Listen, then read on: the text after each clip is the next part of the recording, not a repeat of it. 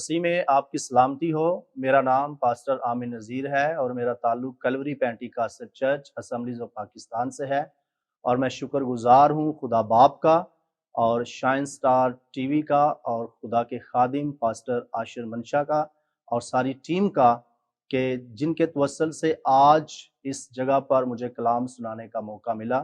تو آئیے خداوند کے مقدس کلام میں سے آج اپنی رہنمائی کے لیے، اپنی برکت کے لیے خدا کے کلام میں سے دیکھتے ہیں۔ خدا کے کلام میں سے یہودا کا خط، اس کا پہلا باب اور پہلی 2 آیات کو تلاوت کریں گے۔ کلام میں لکھا ہے، یہودا کی طرف سے جو یسوع مسیح کا بندہ اور یعقوب کا بھائی ہے، ان بلائے ہوں کے نام جو خدا باپ میں عزیز اور یسوع مسیح کے لیے محفوظ ہیں، رحم اور اطمینان اور محبت تم کو زیادہ حاصل ہوتی رہے۔ خداوند کے زندہ اور مؤثر کلام کے پڑھے اور سنے جانے کے وسیلہ سے ہم برکت پائیں۔ آئیے اس کلام پر آج غور کرتے ہیں۔ لکھا ہے، یہودا کی طرف سے، یہ جملہ یہ ظاہر کرتا ہے کہ یہ خط یہودا کی طرف سے ہے۔ اگلی بات، جو یسوع مسیح کا بندہ اور یعقوب کا بھائی ہے، تو یہودا نے جب اپنا تعارف کروایا تو اس نے کہا کہ یسوع مسیح کا بندہ اور یعقوب کا بھائی، جس حال کے یہودا وہ خداوند یسوع مسیح کا بھی بھائی ہے، لیکن جب اس نے اپنا تعارف کروایا تو تعارف کرواتے ہوئے یہودا نے کہا کہ وہ یسوع مسیح کا بندہ، اور ہاں اگلی بات کہہ رہا ہے کہ یعقوب کا بھائی ہے، جس حال کے یہ یسوع مسیح کا بھی بھائی ہے۔ جب ہم مقدس متی رسول کی انجیل اس کا 13واں باب اور 55 آیت پڑھتے ہیں تو وہاں سے ہمیں پتہ چلتا ہے کہ خداوند یسوع مسیح کے 4 بھائی تھے، جن میں ایک شمعون تھا، ایک یوسف تھا، اور ایک یہودا اور ایک یعقوب۔ لیکن اس جگہ پر یہودا نے اپنا تعارف کرواتے ہوئے، اپنا انٹروڈکشن کرواتے ہوئے کہا کہ یسوع مسیح کا بندہ، تو حالانکہ یہ یسوع مسیح کا بھائی بھی ہے، لیکن اس نے اپنے آپ کو یسوع مسیح کا بندہ کہا، اس لیے کیونکہ خداوند یسوع مسیح جب زمینی خدمت سر انجام دے رہے تھے تو اس وقت یسوع مسیح کے بھائی یسوع مسیح پر ایمان نہ لے کر آئے، لیکن جب کفارہ ہوا تو یسوع مسیح کے بھائی بھی خداوند یسوع مسیح پر ایمان لے کر آئے، اور اب یہاں پر یہودا کو اس بات کا پتہ چل چکا ہے اور وہ خداوند یسوع مسیح کی الوہیت کو جان چکا ہے، اس لیے اب وہ اپنے آپ کو خداوند یسوع مسیح کا بندہ کہتا ہے۔ حالانکہ وہ بھائی بھی کہہ سکتا تھا، لیکن اس نے اپنے آپ کو مسیح کا بندہ کہنا زیادہ بہتر سمجھا، کیونکہ وہ اس بات کو سمجھ گیا کہ خدا کا بیٹا جو خدا میں سے خدا ہے، وہ جسم کے اعتبار سے ہمارا بھائی تو ہے، لیکن الوہیت کے اعتبار سے، الہی شخص ہونے کے اعتبار سے وہ خدا ہے، اور اس نے اس بات کو جانا، اس لیے وہ اپنے آپ کو مسیح کا بندہ یعنی کہ سرونٹ آف دی کرائسٹ کہتا ہے، مسیح کا خادم کہتا ہے، اور اپنے آپ کو اس قدر چھوٹا بنا لیتا ہے، اس طرح وہ اپنے آپ کا تعارف کرواتا ہے۔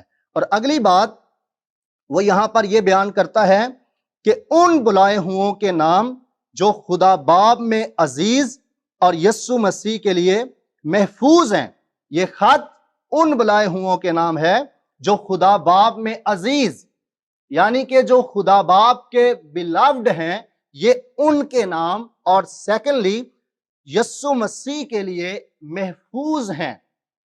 ایک بات یہ ہوتی ہے کہ خدا میں محفوظ ہونا یا یسوع مسیح میں محفوظ ہونا، اور ایک بات یہ ہے خداوند یسوع مسیح کے لیے محفوظ ہونا یا خدا کے لیے محفوظ ہونا۔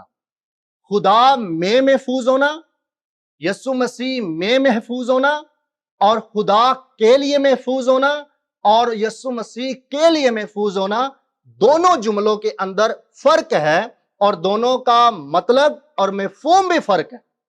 اب جب ہم یہ کہتے ہیں کہ خدا میں ہم محفوظ ہیں تو اس کا صاف مطلب یہ ہے کہ خدا ہماری حفاظت کرتا ہے، اور اس میں کوئی شک نہیں کہ خدا ہماری حفاظت کرتا ہے۔ میں نے جہاں پر بھی کلام مقدس کو پڑھا اور جانا اور مجھے معلوم ہوا کہ خدا جگہ جگہ پر بنی نوع انسان کی حفاظت کرتا ہوا آ رہا ہے۔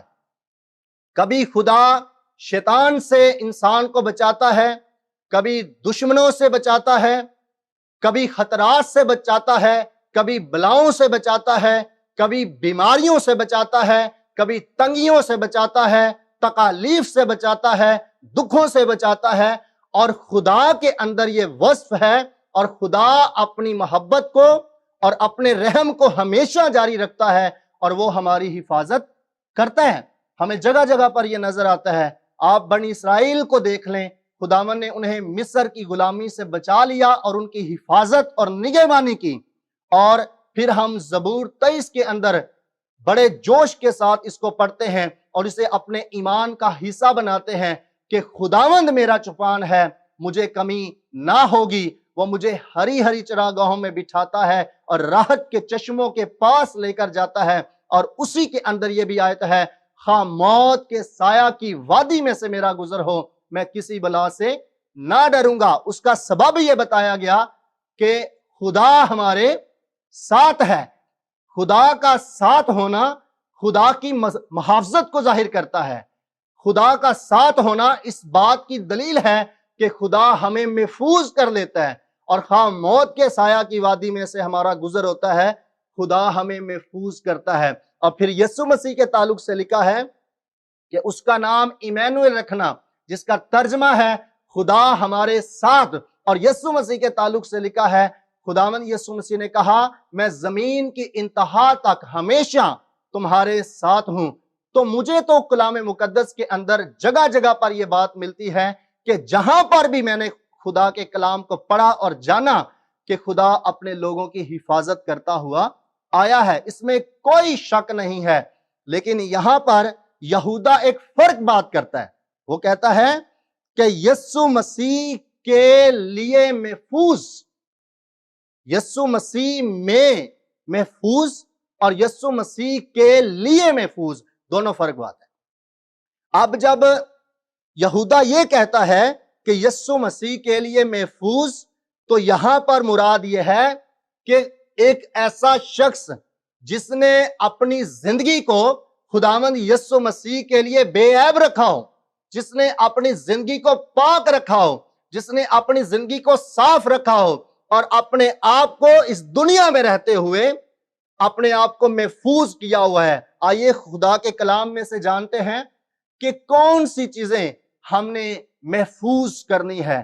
تو پالوس رسول کے خط میں سے پہلا تسلونیکیوں اس کا 5واں باب اور اس کی 23ویں آیت کے اندر لکھا ہے، میں آپ کی رہنمائی کے لیے پڑھ رہا ہوں، خدا جو اطمینان کا چشمہ ہے آپ ہی تم کو بالکل پاک کرے، اور تمہاری روح اور جان اور بدن ہمارے خداوند یسوع مسیح کے آنے تک پورے پورے اور بے عیب محفوظ رہیں۔ تو یہاں پر خدا کا بندہ ہمیں بتاتا ہے کہ خدا جو اطمینان کا چشمہ ہے، مراد یہ ہے کہ اطمینان کے چشمے اس سے ہیں۔ خدا جو اطمینان کا چشمہ ہے آپ ہی تم کو بالکل پاک کرے، اور پھر کون سی چیزیں محفوظ کرنی ہے؟ لکھا ہے تمہاری روح اور جان اور بدن ہمارے خداوند یسوع مسیح کے آنے تک پورے پورے اور بے عیب محفوظ رہیں۔ یہاں پر 3 چیزوں کا ذکر کیا گیا ہے، نمبر 1 روح، نمبر 2 جان، اور نمبر 3 بدن۔ تو محفوظ کیا کرنا ہے؟ روح محفوظ کیا کرنا ہے؟ جان، اور محفوظ کیا کرنا ہے؟ بدن۔ اور جب ہم एंथ्रोपोलॉजी पढ़ते हैं, इल्मुल इंसान पढ़ते हैं, तो हमें पता ये चलता है कि खुदा ने इंसान को रूह, जान और बदन बनाया है।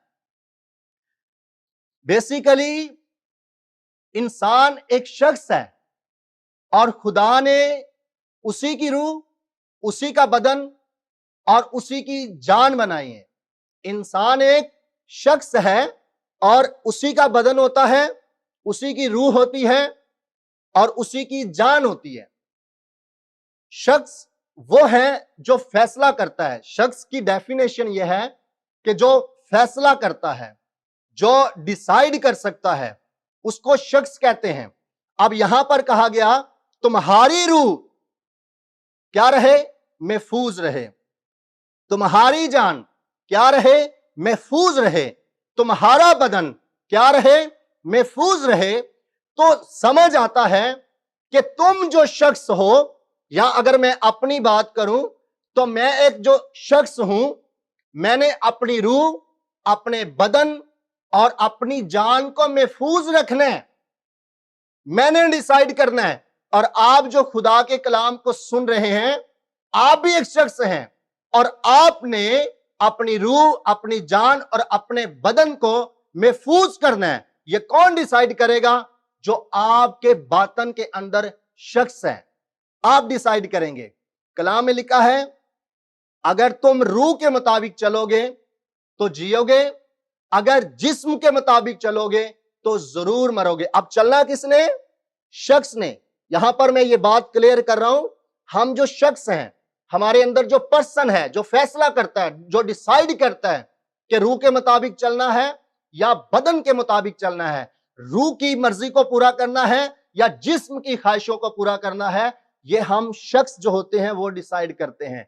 हम में और खुदा में ये फर्क है कि खुदा के अंदर तीन अशकास, जिनको हम अकानीम भी कहते हैं, बाप, बेटा और रूहुल कुद्स हैं, और वो तीनों इलाही हैं। और हम जो इंसान हैं, हमारे अंदर एक शख्स यानी पर्सन और अकनूम है, और वो इंसानी है। खुदा में तीन अशकास हैं जो इलाही हैं, और हम में एक शख्स है जो इंसानी है, मखलूक है। खुदा के अशकास खालिक हैं और हमारे अशकास जो हैं, हमारा जो शख्स है वो मखलूक है। खुदा भी डिसाइड करता है, सोच रखता है, समझ रखता है, फैसला कर सकता है, और हम जो इंसानी शख्स हैं, हम भी सोच रखते हैं, समझ रखते हैं और फैसला कर सकते हैं। तो हमने ये फैसला करना है कि हमारी रूह पाक रहे, हमारा बदन पाक रहे, हमारी जान पाक रहे, हमारे बदन पर गुनाह का असर ना हो, हमारी जान पर गुनाह का असर ना हो, हमारी रूह पर गुनाह का असर ना हो, हमारी रूह भी आलूदा ना हो, हमारा बदन भी आलूदा ना हो, और हमारी जान भी आलूदा ना हो। और पहले नंबर पर जो पाकीज़गी का सोर्स है वो मसीह के लहू को ठहराया गया है। लिखा है ना कि तुम, खुदा आप ही तुमको बिल्कुल पाक करे, पर पाक कैसे करे? खुदावंद यीशु मसीह के लहू के वसीला से। खुदावंद यीशु मसीह का बेऐब लहू हमें पाक और साफ करता है। लिखा है अगर तुम्हारे गुनाह किरमजी भी हों तो वो बर्फ की मानी धोकर सफेद कर देगा। और ये यहां पर जो सफेद होने की बात है, ये खुदा के बेटे यीशु मसीह के लहू के वसीला से हो सकता है, वरना मुमकिन नहीं। इंसान की नेचर नहीं बदल सकती, लेकिन एक जगह ऐसी है जहां पर इंसान की नेचर तब्दील हो जाती है, और वो है मसीह में आकर, मसीह के लहू के वसीला से। और दूसरी बात यहां पर जो मैं बयान करना चाहता हूं कि इंसान कैसे पाक होता है, यूहन्ना के खत के अंदर लिखा है, पहला खत, उसका मैं आपके सामने 5वां बाब और 18वीं आयत पढ़ रहा हूं। लिखा है हम जानते हैं कि जो कोई खुदा से पैदा हुआ वो गुनाह नहीं करता, बल्कि उसकी हिफाजत वो करता है जो खुदा से पैदा हुआ, और वो शरीर उसे छूने नहीं पाता। जिसको शरीर छू जाता है वो नापाक हो जाता है। अब यहां पर बताया गया कि हम जानते हैं کہ جو کوئی خدا سے پیدا ہوا ہے وہ گناہ نہیں کرتا۔ جب کوئی گناہ کرتا ہی نہیں تو اس کی نہ تو روح آلودہ ہو سکتی ہے، نہ اس کا بدن آلودہ ہو سکتا ہے، نہ اس کی جان آلودہ ہو سکتی ہے۔ اور لکھا ہے ہم جانتے ہیں کہ جو کوئی خدا سے پیدا ہوا ہے وہ گناہ نہیں کرتا۔ اب سمجھ میں یہ آتی ہے کہ خدا سے پیدا ہونا ایک ایسا کام ہے جس کے وسیلہ سے ہم گناہ سے چھوٹ سکتے ہیں۔ پہلا سورس میں نے بتایا مسیح کا لہو، اور دوسرے نمبر پر میں یہ بتا رہا ہوں خدا سے پیدا ہونا پر یہ کیسے ممکن ہے۔ نیکودیمس کو خداوند یسوع مسیح نے کہا جو کوئی نئے سرے سے پیدا نہ ہو وہ آسمان کی بادشاہی کو دیکھ بھی نہیں سکتا۔ اب ایک سرا وہ ہے جب انسان اپنے ماں باپ سے پیدا ہوتا ہے۔ ہر ایک شخص اپنے ماں باپ کے توسل سے اس عالم کے اندر آتا ہے اور اس کی آنکھیں اس عالم میں کھلتی ہیں، یہ ایک سرا ہے۔ اور وہ ہم اپنے مادی ماں باپ سے پیدا ہوتے ہیں۔ اور ایک سرا وہ ہے جس کو نیا سرا کہا گیا، وہ ہے خدا سے پیدا ہونا، خدا کے عالم میں پیدا ہونا۔ اس عالم میں جو پیدا ہوتا ہے وہ انسان سے پیدا ہوتا ہے، جو اس عالم میں یعنی خدا کے عالم میں، اور خدا کا عالم عالم بالا ہے، جو اس عالم میں پیدا ہوتا ہے وہ خدا سے پیدا ہوتا ہے۔ پر وہ کیسے ممکن ہوتا ہے؟ یوحنا کی انجیل کے پہلے باب کی 12ویں آیت کے اندر لکھا ہے کہ جتنوں نے اسے قبول کیا اس نے انہیں خدا کے فرزند بننے کا حق بخشا، یعنی انہیں جو اس کے نام پر ایمان لاتے ہیں وہ نہ خون سے، نہ جسم کی خواہش سے، نہ انسان کے ارادہ سے، بلکہ خدا سے پیدا ہوئے۔ جمع کا صیغہ ہے، خدا سے پیدا ہوئے۔ کون؟ جنہوں نے خداوند یسوع مسیح کو قبول کیا۔ لکھا ہے اوپر کہ وہ اپنے گھر میں آیا لیکن اس کے اپنوں نے اسے قبول نہ کیا، لیکن جتنوں نے اسے قبول کیا اس نے انہیں خدا کے فرزند بننے کا حق بخشا۔ اب کس نے حق بخشا؟ یسوع مسیح نے۔ قبول کس کو کیا گیا؟ خدا کے بیٹے کو۔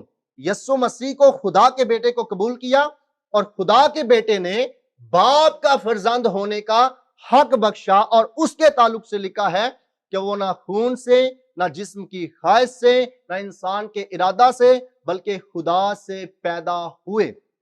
یہ وہ لوگ ہیں جو خدا کے بیٹے کو قبول کر لیتے ہیں، اور جب خدا کے بیٹے کو قبول کر لیتے ہیں تو خدا کا بیٹا جسے زندگی کا کلام بھی کہا گیا ہے وہ کسی بھی انسان کے اندر آ جاتا ہے۔ ایک زندگی جو ہے انسان کے اندر بو دی جاتی ہے۔ اس لیے پطرس کے خط میں لکھا ہے تم فانی تخم سے نہیں بلکہ غیر فانی سے، خدا کے کلام سے نئے سرے سے پیدا ہوئے ہو۔ اب یہاں پر ایک ہے فانی تخم، وہ ہمیں سمجھ آ گیا کہ ہم اپنے ماں باپ سے پیدا ہوتے ہیں، اس کو کہا گیا جی فانی تخم۔ ایک ہے غیر فانی تخم اور اس کو کہا گیا خدا کا کلام۔ اب یہاں پر جو کلام کی بات ہے جسے ہم پیدا ہوتے ہیں وہ لفظی کلام نہیں ہے، وہ زندگی کا کلام ہے جس کو قبول کر کے ہم پیدا ہوتے ہیں۔ جہاں پر لفظ آیا تخم انگریزی زبان کے اندر، وہاں پر لفظ ہے سیڈ، مطلب کہ بیج۔ ایک ایسا بیج ہمارے اندر بویا جاتا ہے اور بیج کے اندر زندگی کا مفہوم ہوتا ہے، اور ہمارے اندر وہ بیج بویا جاتا ہے، وہ زندگی بو دی جاتی ہے ہمارے اندر جو خدا کی زندگی بھی ہے۔ اس لیے ایک آیت بہت مشہور ہے یوحنا کی انجیل کا 3 باب اور 16ویں آیت، لکھا ہے خدا نے دنیا سے ایسی محبت رکھی کہ اپنا اکلوتا بیٹا بخش دیا تاکہ جو کوئی اس پر ایمان لائے ہلاک نہ ہو بلکہ ہمیشہ کی زندگی پائے۔ اور یہ جو زندگی لفظ ہے یہاں پر، اور جسے ہمیشہ کی زندگی کہا گیا ہے، یہ ہے eternal life, ETERNAL، eternal life. اور اس کے لیے جو یونانی لفظ ہے وہ ہے زوئے، اور یہ خدا کی زندگی ہے۔ ایک زندگی ہے بیوس زندگی، جسے ہمارا بیولوجی لفظ جو ہے وہ نکلا ہے، حیاتیات۔ بایو ایک زندگی ہے اور ایک زوئے زندگی ہے۔ جو بایو زندگی ہے وہ انسانی زندگی ہے، جو زوئے زندگی ہے وہ خدا کی زندگی ہے۔ اور اب جو کوئی خدا کے بیٹے کو قبول کرتا ہے اس کے اندر خدا کی زندگی بو دی جاتی ہے۔ اور جب خدا کی زندگی بوئی جاتی ہے تو جو بھی چیز بویا جاتا ہے، جو بھی چیز بوئی جاتی ہے وہ ضرور بڑھتی ہے۔ جب خدا کی زندگی بڑھتی ہے تو خدا کی زندگی کے اندر پھر گناہ نہیں ہوتا۔ اب انسان کیوں گناہ کر لیتا ہے؟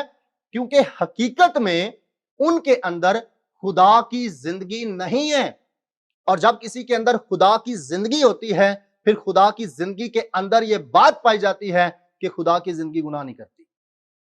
اب یہاں پر جو بات ہے کہ خدا سے پیدا ہوئے، ہم جانتے ہیں کہ ہم خدا سے پیدا ہوئے، اس کا مطلب یہ ہے کہ ہم نے یسوع کو قبول کیا، زندگی کے کلام کو قبول کیا، اور وہ زندگی کا کلام ہمارے اندر زندگی کی صورت میں آ جاتا ہے، اور پھر وہ خدا کی زندگی ہمارے اندر بڑھنا شروع کرتی ہے، اور ہمارے اندر جو انسانی زندگی تھی وہ ختم ہوتی جاتی ہے۔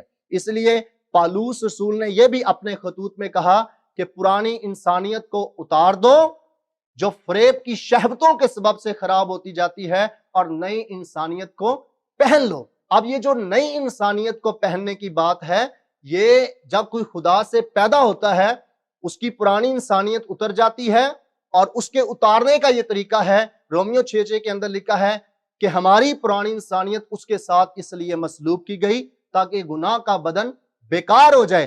پرانی انسانیت صلیب پر اتر جاتی ہے، اور پھر خدا کی طرف سے نئی انسانیت ہمارے اندر رکھی جاتی ہے، اور یہ ہے وہ سارا کام جس سے ایک انسان جو آدم سے چلتا ہوا آ رہا ہے وہ خدا سے پیدا ہو جاتا ہے، اور اس طرح کوئی خدا کا بیٹا اور بیٹی ٹھہرتا ہے۔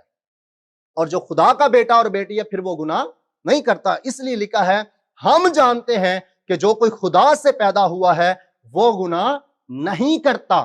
اب جب گناہ نہیں کرتا تو پھر روح بھی پاک رہتی ہے، پھر جان بھی پاک رہتی ہے، اور پھر ہمارا بدن بھی پاک رہتا ہے۔ اس طور پر انسان جو ہے وہ پاک زندگی جو ہے وہ گزارتا ہے، اور لکھا ہے پھر ہماری حفاظت وہ کرتا ہے جو خدا سے پیدا ہوا، یعنی خدا کا بیٹا یسوع مسیح ناصری۔ اور آپ کو میں بتاؤں کہ خدا کو کلیسیا وہ چاہیے جو پاک ہو، جو جریوں سے پاک ہو، جو صاف ہو، جن کے رنکلز نہ ہو۔ ایسی جلال والی کلیسیا بنا کر خدا اپنے پاس حاضر کرنا چاہتا ہے، کیونکہ مکاشفہ کی کتاب کے اندر لکھا ہے میں نے بہت بڑی بھیڑ دیکھی۔ جس نے مکاشفہ دیکھا وہ کہتا ہے میں نے بہت بڑی بھیڑ دیکھی، وہاں پر بہت سے لوگ تھے، ہر قوم، ہر قبیلہ، ہر امت میں سے وہاں سے لوگ جمع ہیں، اور میں نے دیکھا کہ وہ خدا کی پرستش اور ستائش اور حمد کر رہے ہیں اور ہالےلویا کے نعرے لگا رہے ہیں۔ میں نے بزرگوں میں سے ایک سے پوچھا کہ یہ کون ہے؟ تو بزرگوں میں سے بلکہ ایک نے مجھ سے کہا کہ یہ کون ہے؟ اور میں نے کہا خداوند میں نہیں جانتا۔ تو پھر مجھے یہ بتایا گیا یہ وہ ہیں جو بڑی مصیبت سے نکل کر آئے ہیں، اور جنہوں نے اپنے جامے برا کے لہو سے دھو کر سفید کیے ہیں۔ وہ دن رات خدا کی عبادت کرتے ہیں۔ اس کا مطلب یہ ہے کہ نمبر 1 جو مسیح کے لہو سے دھلے، اور نمبر 2 جس کے اندر خدا کی زندگی ہے، وہ وہاں پر خدا کی پرستش اور ستائش کرے گا، اور خدا کے عالم میں کھڑا ہونے کے وہ قابل ہوگا۔ اگر کوئی اپنی روح جان بدن کو پاک نہیں کرتا تو وہ خدا کے عالم میں کھڑا ہونے کے لائق نہیں، وہ پرستش کرنے کے لائق نہیں، وہ ستائش کرنے کے لائق نہیں۔ ستائش اس کو زیبا ہے جو مسیح کے لہو سے دھلتا اور یسوع مسیح کو قبول کر کے خدا کا فرزند بنتا ہے، اس کو جو ہے وہ پرستش اور ستائش جو ہے واجب ہے۔ میرے عزیزو، آپ جتنے لوگ آج مجھے ٹی وی چینل پر سن رہے ہیں، بتانا یہ چاہتا ہوں کہ ہمارے پاس تھوڑا سا وقت ہے، ہم اپنی روح کو، اپنی جان کو اور اپنے بدن کو بالکل پاک اور صاف رکھیں، اور جب خدا کا بیٹا آئے تو ہم بڑی خوشی کے ساتھ اس کے عالم میں جا کر اس کی ستائش کریں۔ وہاں نہ رنج ہے، نہ آنکھوں کا رونا، وہاں پر صرف خدا کا جلال ہے، خدا کی برکت ہے، خوشی ہے، اطمینان ہے۔ یہاں ہم پریشان ہیں لیکن وہاں پر کوئی پریشانی نہیں ہے۔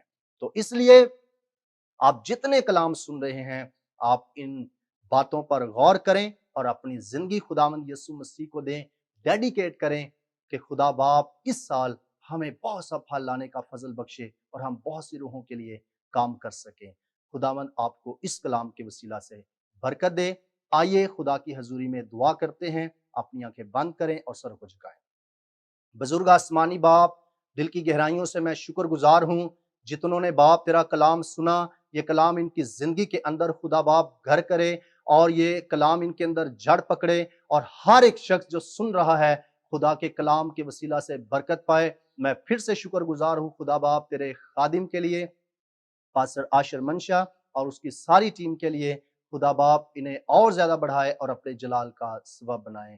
یسوع مسیح کے نام سے دعا مانگتا اور بڑے ایمان سے پاتا ہوں، آمین۔